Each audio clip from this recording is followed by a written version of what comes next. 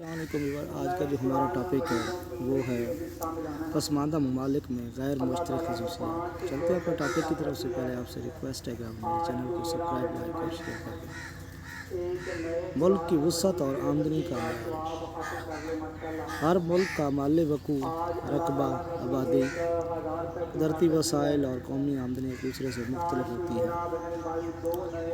یہی معاشی عناصر دوسرے ممالک سے جداگانہ حیثیت دیتے ہیں۔ ان کی وضاحت ہم اس طرح کر سکتے ہیں کہ اس وقت دنیا کے 97 ترقی پذیر ممالک ایسے ہیں جو کہ باقاعدہ طور پر اقوام متحدہ کے ممبر ہیں۔ ویسے ان ممالک کی کل تعداد 118 ہے، لیکن باقی اس ادارے کے باقاعدہ ممبر نہیں ہیں۔ ان 97 ممالک میں سے 72 ممالک کی آبادی 1.5 کروڑ سے بھی کم ہے، اور ان میں سے 51 ممالک کی کل آبادی 50 لاکھ سے بھی کم ہے۔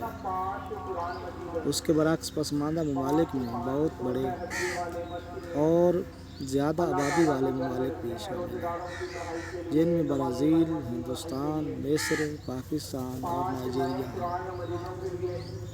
ان کے ساتھ ساتھ ہی کم آبادی والے ممالک چھوٹے ممالک ہیں، جن میں پیراگوئے، نیپال، اردن اور چاڈ شامل ہیں۔ جو ملک رقبہ کے لحاظ سے بڑا ہوگا اسے بہت سے فوائد حاصل ہوں گے، مثلاً وسائل کی بہتات ہوگی، منڈی وسیع ہوگی اور غیر ملکی اشیاء پر انحصار ہوگا۔ لیکن ان کے ساتھ ساتھ ان ممالک میں انتظامی امور کے لیے بہت سے مسائل پیدا ہو جاتے ہیں۔ کسی ملک کے لیے ان مسائل سے بچنے کے لیے ضروری ہے کہ ان کے رقبے، آبادی، قومی آمدنی، فی کس آمدنی اور آمدنی کی تقسیم میں ایک تناسب قائم ہو، کیونکہ ان عوامل میں فرق معیشت کے لیے مسائل پیدا کرتا ہے۔ مثال کے طور پر ہندوستان کی کل آبادی 1 ارب سے زائد ہے، جبکہ اس کی فی کس آمدنی $620 کے قریب ہے۔ اس کے برعکس اس کے ہمسایہ ملک سنگاپور کی آبادی 25 لاکھ سے بھی کم ہے، جبکہ اس کی فی کس آمدنی $4220 سے زائد ہے۔ تاریخی پس منظر: براعظم افریقہ، ایشیا کے بہت سے ممالک، یورپی ممالک جن میں برطانیہ، فرانس، بیلجیم، نیدرلینڈ، پرتگال، اسپین اور جرمنی شامل ہیں، کی نو آبادیاں رہے ہیں۔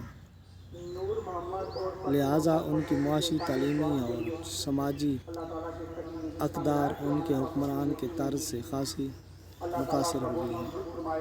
ان حکمران ممالک نے ان نو آبادیوں کو کنٹرول کرنے کے لیے ان کی تعلیمی، سماجی اور معاشی اقدار کو اپنی مرضی کے مطابق تبدیل کیا ہے۔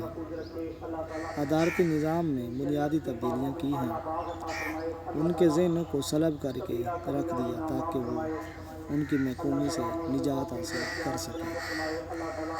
براعظم افریقہ کے وہ ممالک جو اب آزاد ہوئے ہیں، ان کے سامنے معاشی ترقی کی بجائے سب سے پہلا مسئلہ اپنی پرانی اقدار کی بحالی کا ہے۔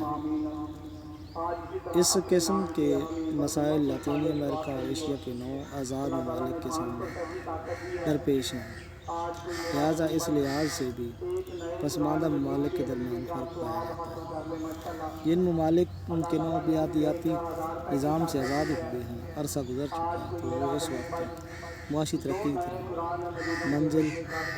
منازل طے کر رہے ہیں، لیکن جن ممالک نے ابھی آزادی حاصل کی ہے، وہ ترقی کی بجائے اپنے اصل ورثے کو تلاش کرنے اور اسے سنوارنے کے درپے ہیں۔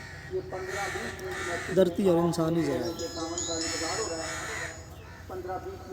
کسی ملک کی معاشی ترقی کا انحصار اس کی آبادی اور قدرتی ذرائع پر ہوتا ہے،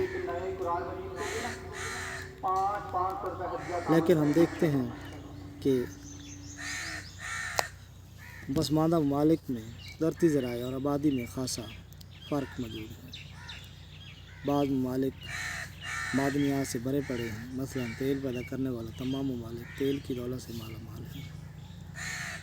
اس کے برعکس ٹوگو، بنگلہ دیش اور ہیٹی میں معدنیات خام مال اور زرخیز زمینوں کی شدید قلت ہے۔ آج تک اتنے ہی، نیکسٹ ویڈیو ملتے ہیں نئے ٹاپک کے ساتھ۔